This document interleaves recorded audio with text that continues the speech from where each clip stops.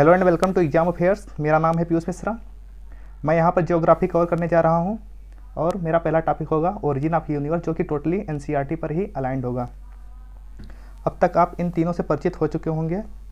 इनका नाम है रोजर पेनरोस, ये हैं रेनहार्ड गेंजेल और ये हैं एंड्रिया गेज। इन तीनों को ही फिजिक्स का नोबेल प्राइज़ दिया गया है। इस बार का भी नोबेल प्राइज़ बिल्कुल पिछली बार की ही तर्ज पर दिया गया है, यानी कि तीनों लोगों को ज्वाइंटली। आइए समझते हैं कि नोबेल प्राइज़ की शेयरिंग हुई कैसे है। इधर है रोजर पेनरोस, इधर है Reinhard गेंजेल plus Andrea Ghez. Nobel prize का हाफ पोर्शन इनको और हाफ इन दोनों को ज्वाइंटली दिया गया है। पिछली बार का नोबेल प्राइज़ जेम्स पीपल्स को हाफ और माइकल मेयर प्लस दिदियर क्वे उसको हाफ पोर्शन ज्वाइंटली दिया गया था। इनको दिया गया था for the discovery of exoplanet orbiting a solar type star. अब एक्सोप्लैनेट बोलते किसको हैं? जो हमारा सोलर सिस्टम है उसमें 8 प्लैनेट्स हैं। हमारे सोलर सिस्टम से बाहर जो भी प्लैनेट्स पाए जाते हैं उनको एक्सोप्लैनेट्स बोलते हैं। आइंस्टीन की एक थ्योरी है, वैसे तो 2 हैं लेकिन हमारे लिए सिर्फ general theory of relativity he important है। रोजर पेनरोस ने इस थ्योरी पर वर्क किया और पता लगाया कि ब्लैक होल बनते कैसे हैं। उन्होंने बताया कि black hole general theory of relativity का जरूरी परिणाम है। Black holes general theory of relativity को फॉलो करते हैं और हम जनरल थ्योरी ऑफ रिलेटिविटी की हेल्प से ब्लैक होल्स को प्रेडिक्ट कर सकते हैं। एंड्रिया गेज चौथी महिला हैं जिनको फिजिक्स में नोबेल प्राइज़ दिया गया है। इन्होंने और रेनहार्ड गेंजेल ने मिलकर पता लगाया कि हमारे गैलेक्सी मिल्की वे के सेंटर में सुपर मैसिव कॉम्पैक्ट ऑब्जेक्ट हैं। देखो, यूनिवर्स में बहुत सारे ड्वार्फ प्लैनेट्स, न्यूट्रॉन स्टार और ब्लैक होल्स पाए जाते हैं। इन्हीं को ही कलेक्टिवली कॉम्पैक्ट ऑब्जेक्ट बोला जाता है। सीधा सा मतलब है कि हमारी गैलेक्सी मिल्की वे के सेंटर में एक बहुत बड़ा सा ब्लैक होल है। यह कोई साधारण ब्लैक होल नहीं है। इसका मास हमारे सोलर मास का 40 लाख गुना ज़्यादा है। यह है हमारा मिल्की वे गैलेक्सी और इसके ही सेंटर पे सुपर मैसिव होल है। अब हम आते हैं अपने मेन टॉपिक पे, ओरिजिन ऑफ यूनिवर्स। सबसे पहले जानते हैं यूनिवर्स है क्या। सब कुछ जिसको हम टच कर सकते हैं, फील कर सकते हैं, सेंस कर सकते हैं, मेजर या डिटेक्ट कर सकते हैं, उनको यूनिवर्स बोलते हैं। ये इंक्लूड करता है living things, planets, stars, galaxies, dust clouds, light और यहाँ तक कि टाइम। यूनिवर्स में मिलियंस ऑफ गैलेक्सीज हैं और ये गैलेक्सीज बिलियंस ऑफ स्टार से मिलकर बने होते हैं। अभी तक ब्रह्मांड की उत्पत्ति को लेकर एक थ्योरी नहीं है बल्कि बहुत हैं, लेकिन जो सबसे ज़्यादा एक्सेप्टेड है वो है big bang theory. According to this theory, big bang से पहले ना तो स्पेस था और ना ही टाइम। ये है एडविन हबल। ये 1920s में अपने टेलीस्कोप से 2 गैलेक्सीज को ऑब्जर्व कर रहे थे। इन्होंने एनालाइज किया कि इन दोनों गैलेक्सीज के बीच का जो स्पेस है वो बढ़ रहा है। तो इन्होंने सोचा कि अगर स्पेस बढ़ रहा है तो कभी ऐसा रहा होगा कि इन दोनों गैलेक्सीज के बीच का जो स्पेस है वो कम रहा होगा। इस तरह इन्होंने आइडिया दिया कि हमारा यूनिवर्स एक्सपैंड कर रहा है।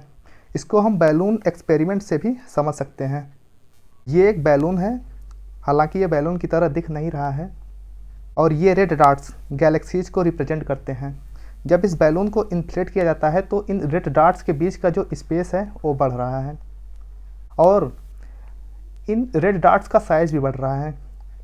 कि ये एक्सपेरिमेंट पार्शियली ही करेक्ट है, क्योंकि गैलेक्सीज के बीच का स्पेस बढ़ रहा है, गैलेक्सीज खुद नहीं बढ़ रही हैं। इस तस्वीर से हम लोग समझ सकते हैं कि यूनिवर्स एक डॉट से स्टार्ट होके फैल फैल के आज प्रेजेंट का यूनिवर्स बन गया। ये है हबल टेलीस्कोप, जिसको कि नासा ने 1990 में स्पेस में लॉन्च किया था यूनिवर्स के एक्सप्लोरेशन के लिए। हम 2 और टेलीस्कोप को याद रख सकते हैं। पहला है केपलर टेलीस्कोप जो कि रिटायर हो चुका है, और दूसरा है जेम्स वेब टेलीस्कोप, जिसको कि नासा 2021 में लॉन्च करेगी, और ये हबल टेलीस्कोप को सक्सीड करेगा।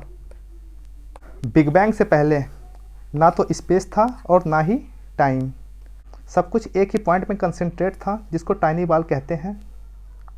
इस टाइनी बॉल का टेम्परेचर और डेंसिटी दोनों ही इनफाइनाइट था।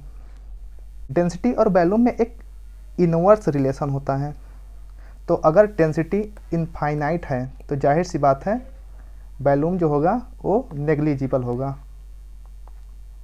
13.7 बिलियन साल पहले ये जो टाइनी बॉल है ये अनस्टेबल हुआ और एक मैसिव एक्सप्लोजन होता है। विदिन द माइक्रो सेकेंड्स जो स्पेस था ना वो एक्सपेंड कर रहा था greater than speed of light.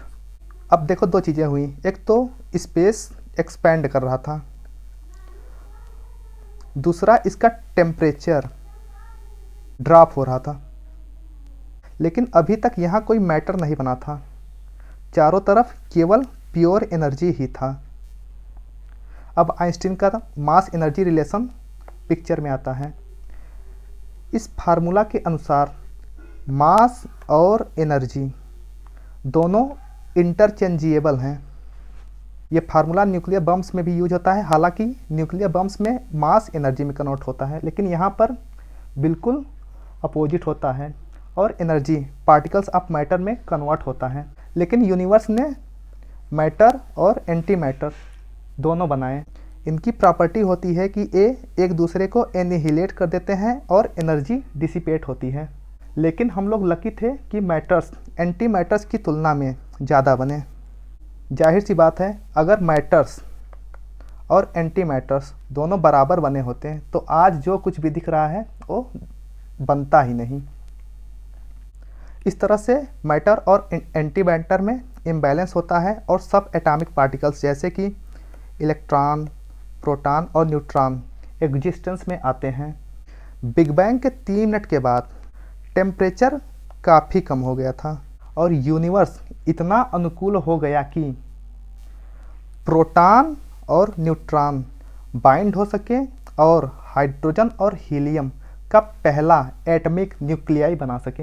हालांकि अभी भी इलेक्ट्रॉन्स मिसिंग थे। बिग बैंग से 3 लाख साल के बाद टेम्परेचर काफ़ी हद तक गिर गया। ये अप्रॉक्सीमेटली 4500 केल्विन के आसपास आ गया। अब ये सफिशिएंट था इलेक्ट्रॉन की स्पीड को स्लो डाउन करने के लिए और इस तरह से इलेक्ट्रॉन न्यूक्लियाई के चारों तरफ घूमने लगा और अब यूनिवर्स रेडी था अपने पहले ट्रू एलिमेंट को बनाने के लिए। और भी थ्योरीज हैं जिनको बिग बैंग का अल्टरनेट कहा जाता है। पहली थ्योरी है स्टेडी स्टेट थ्योरी। इस थ्योरी के अनुसार जो नए गैलेक्सीज हैं ना वो लगातार बनते जाते हैं और पुराने गैलेक्सीज लगातार डिस्ट्रॉय होते जाते हैं और इस तरह किसी पॉइंट ऑफ टाइम में गैलेक्सी का ओवरऑल साइज कांस्टेंट रहता है। एक और थ्योरी है पल्सेटिंग थ्योरी। इस थ्योरी के अनुसार यूनिवर्स अल्टरनेटिवली एक्सपैंड हो रहा है और कॉन्ट्रैक्ट हो रहा है। इस तरह से प्रेजेंट टाइम में यूनिवर्स एक्सपैंड हो रहा है, फिर आगे चलकर एक कॉन्ट्रैक्ट होगा, फिर एक्सपैंड होगा, फिर कॉन्ट्रैक्ट होगा। आशा करता हूँ कि मेरा लेक्चर आपको पसंद आया होगा। अगर आपने इसको पसंद किया तो प्लीज़ लाइक, शेयर और सब्सक्राइब करना ना भूलें।